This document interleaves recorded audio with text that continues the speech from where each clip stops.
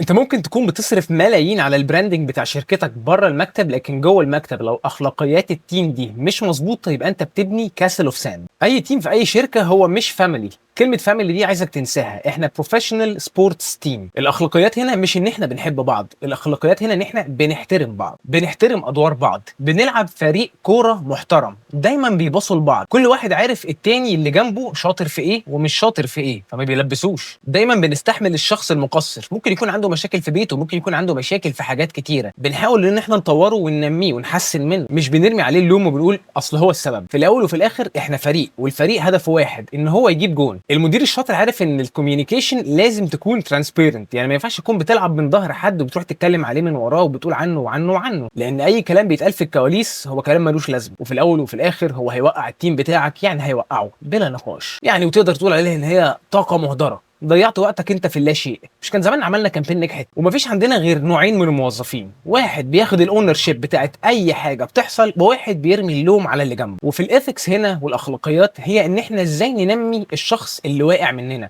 مش ان احنا نرمي عليه اللوم ونعيبه. في حاجه لازم تخلي بالك منها وهي اسمها البروفيشنال باوندريز، وهي ببساطه ان انت تحترم المواعيد وتحترم البرايفسي. ان انت شخص جدع ده لا يتعارض تماما مع ان انت تكون شخص بروفيشنال. لو بتطلب الشغل في ميعاده وتاخر وطلبته تاني وقلت يا جماعه الشغل ده متاخر، دي مش قله ذوق، دي مهنيه. وكمان الانتجريتي دي نقدر نطبقها على العميل كمان، مش على الناس اللي شغاله معانا وبس. يعني زي ما مطالب منك ان انت تحافظ على داتا الشركه والبرايفسي بتاعتها، لازم برضه تحافظ على داتا العميل والبرايفسي بتاعته. يعني ما ينفعش تطلع تتكلم وتقول ده انا عملت وعملت وعملت والعميل ده كذا وكذا وكذا. الماركتير الحقيقي هو اللي بيتعامل مع الداتا دي ان هي اكنها اسرار بيته، لان من الاخر يا معلم سمعتك في الماركت ده، والماركت ده صغير قوي، هي اللي هتبقى باقيه. واولا عن اخر الناس مش هتفتكر ان انت شاطر، الناس هتفتكر ان انت كنت محترم وبتقدره. اتمنى يعني ده. فاي سيستم قوي في اي شركه قويه بيبدا بالاخلاق. وزي ما بقول دايما يا جماعه، المتربي احسن مليون مره من الشاطر، عشان اللي مش شاطر هتعرف تعلمه. قولوا لي في الكومنتس ايه اكتر ان بروفيشنال حاجه حصلت معاكم من التيم بتاعكم،